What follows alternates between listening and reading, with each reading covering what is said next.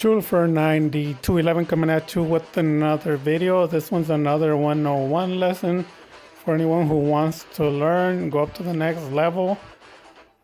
So basically, just like last time, we're gonna cover the cards, optimizing what to do, and going through a lot of negations. I know for sure no other channel does this out of the millions. Like, no one just focuses on going through like 6 negations in 2 turns or 1 turn, or just overall negations. The only people that would cover it are YCS champions. Other than that, nobody would cover it. They can't cover something they don't know about, so that's why it's so simple. So I'm gonna go over this so that you can see what's going on.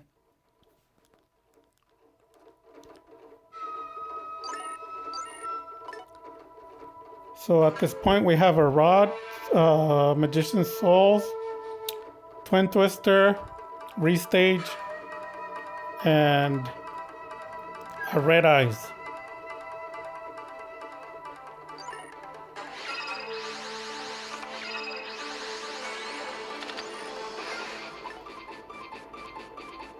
So if you look closely, you have a monster that's gonna keep coming back every turn, and 3 negations in the back.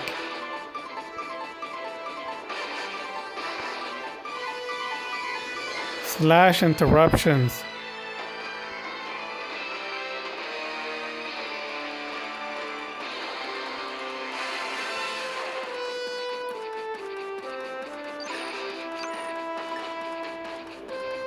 So what you have right now,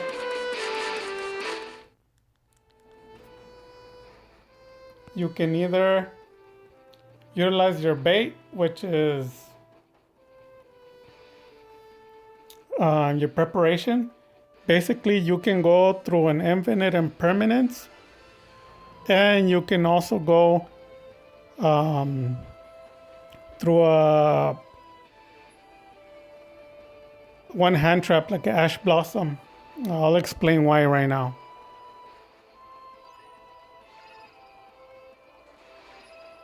So you discard Restage, pop 2 cards. If he doesn't activate anything, it doesn't matter if he does. Even if he activated Solemn Judgment, it wouldn't matter, because you forced the activation, and then also you triggered your Restage in the graveyard.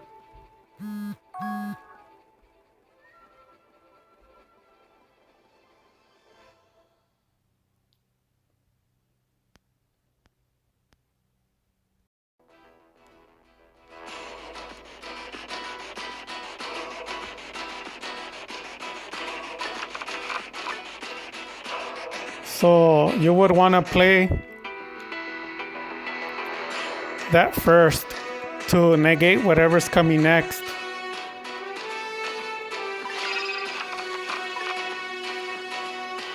I obviously went for Saravis to negate any hand trap or anything, because I want my cards to resolve.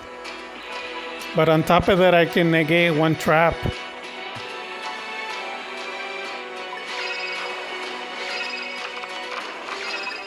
So even if it were to trigger, it would not be affected by it.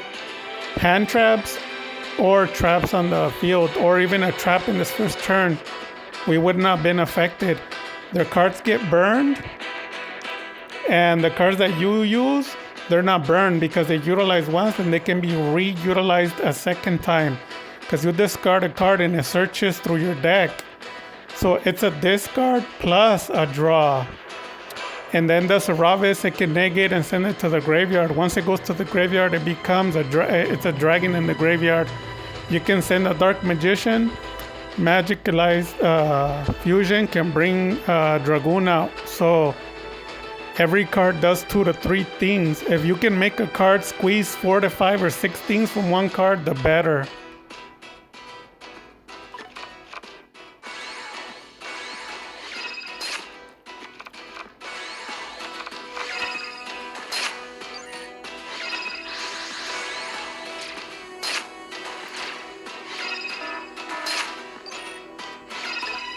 So there you go. At that point, it didn't matter what trap it was. It's negated.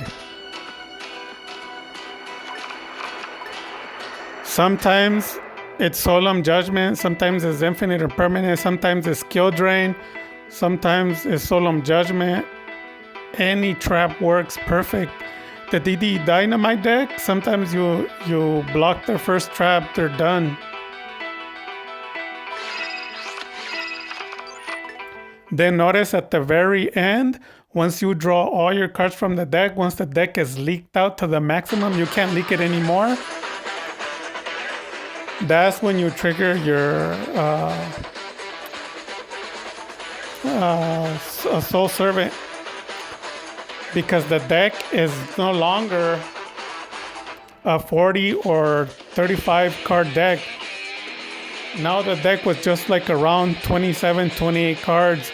So when you play Soul Servant at the very end, the last thing you do, that allows you to draw deeper into the deck. And when you draw deeper into the deck, the percentage of you drawing the cards you need, like an Eternal Soul, or a magical circle, the percentage is increased to like 50 or 60% rate. Because you have three Eternal Souls in 1 or 2 dark magical circles. So if you look it up on a calculator, at 3 you have like a 70% chance of drawing it in your first hand. What happens when you already have less than 30 cards? The percent increases by a lot. It could be higher than 80%, because you have 3 of them, and then they're gonna be pulling 2 cards out.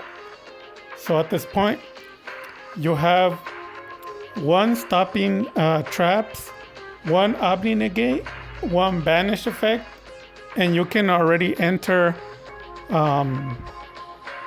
Dragon Knight. You went through 3 negations, and then one of the monsters came back on the field. You can go back to see out the negations. They were powerful negations. And that's not all. In his hand, in the cards he's going to be drawing, he's going to have a monster that has the effect of Skill Drain, negating all your monsters on the field. And he has monsters that can remove Dragoon after they attack with an effect. But what you want to do afterwards is establish more and more and more negations. You start with 2, 3 negations, 4, then 5, and you build up. The negations should never get better. They should always get worse. And a lot of the times, the cards that I play are not 1-for-1 cards that you're going to use them once and then you can't use them again. The cards, you activate them, they're negations, and they never leave. They're there always.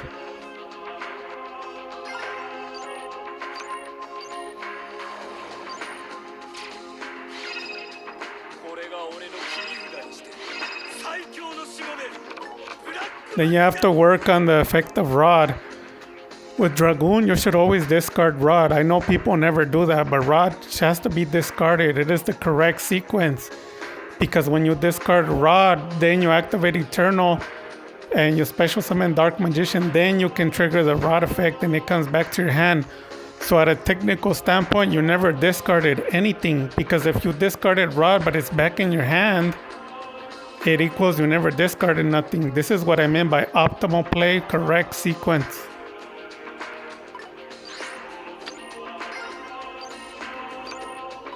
At this point, it doesn't matter what card it is, it's getting negated.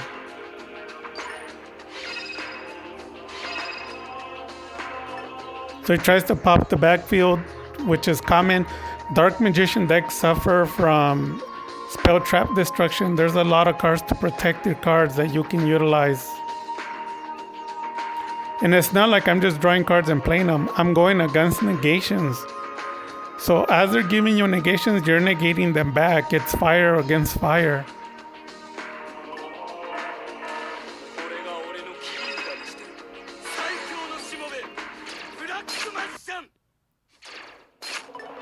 So if you notice, in that short time, you establish about 4 or 5 negations. With Dragon Knight, with Dragoon, it's pretty much the game's over. I usually like to play with my opponents because I like to test.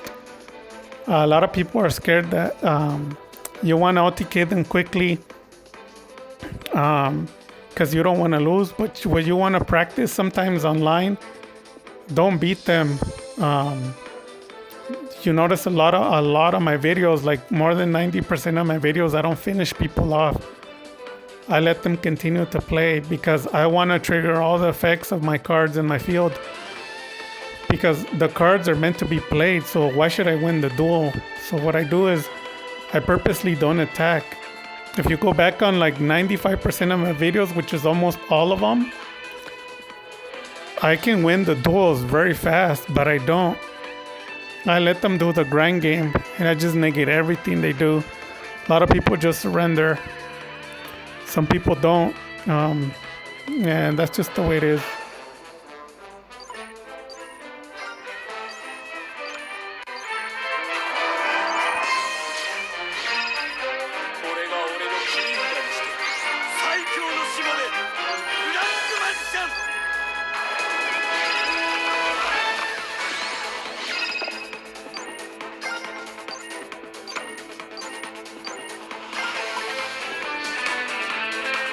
So this is why I had said that hand traps don't help you, because a lot of people that I beat is because they drew they drew a hand trap, and I have Dragoon on the field.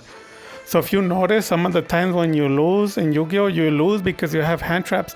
But a lot of people are not honest. They won't admit what cards they have when they lose. But if you're honest, write down on a piece of paper what cards are in your hand when you lose a duel, and you'll notice one thing in common. You have 1-for-1 cards. Those cards are meta. Meta is weak. Meta is just one step higher than rogue. Meta doesn't mean you're good. Meta just means you're what's popular. What is not popular is decks that win. What is popular is decks that suck.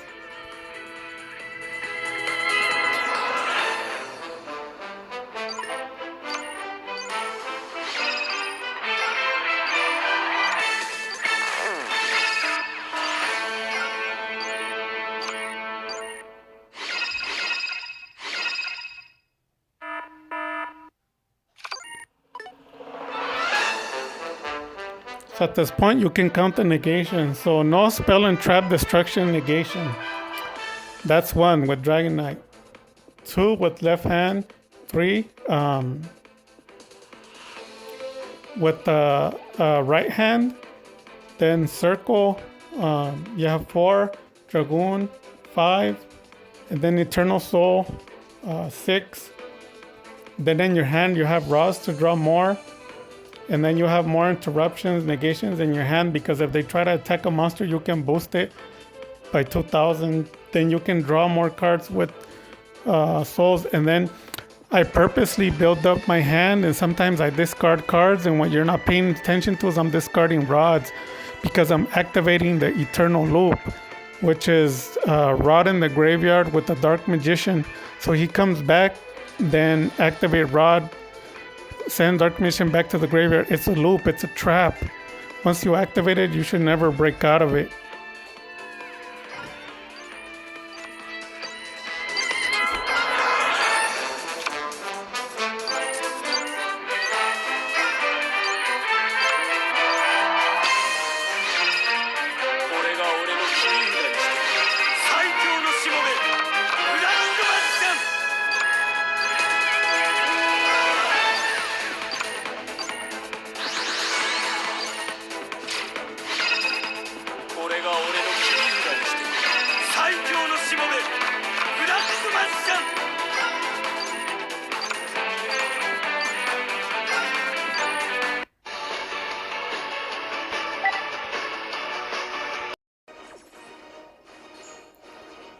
So here it is. Pause. Jot down with tally marks the sequences of cards again and what they do. On the left hand side, you have Zholy. I would say the number 1 player in the current group that I have for Team DMA, Akatsuki. And I did find the cards that I told you. Zholy, I'll contact you soon. So the first card, you have a bait card. You can either trigger the Ash or not. And then off the bat, you can already pop two cards. The card that you discard is gonna give you another card, so it's doing multiple things. It's discarding the card and it's drawing into the deck, and from the deck is gonna give you a negation. So you can already go against infinite impermanence, and you can go against an Ash Blossom. If they don't want to use those cards against these cards, then you're gonna burn them anyways. So you're gonna either burn the cards with searching the cards, or you're gonna burn them once you already have the cards. Basically, they don't have a way out of it. Their cards will not resolve on the cards that you need to resolve. This is why I tell people you have to play the right sequence of cards. People complain that Dark Magician is a brick deck. It's a brick deck because the one who built it sucks.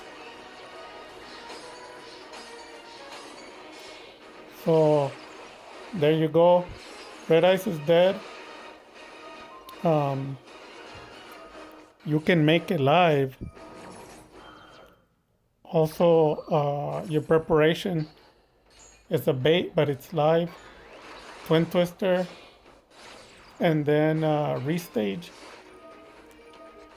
and then a Magician Souls, and then Rod. So even if they have 3 to 4 negations, those things don't matter. You can resolve the cards that you need to resolve.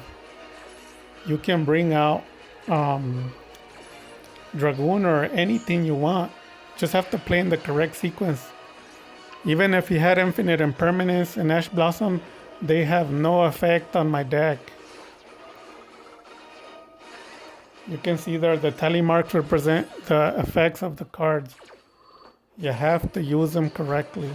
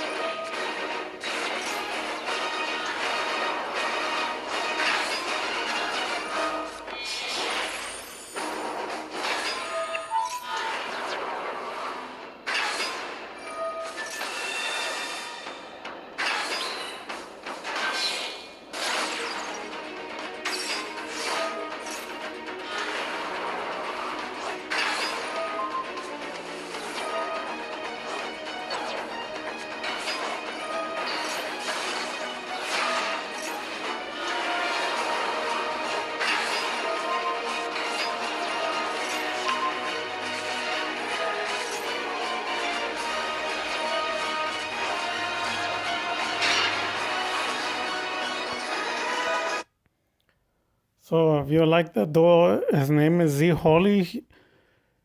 He's a subscriber. I encourage you guys to go check him out. Good duelist. I highly recommend. With that being said, Dark Magic Attack.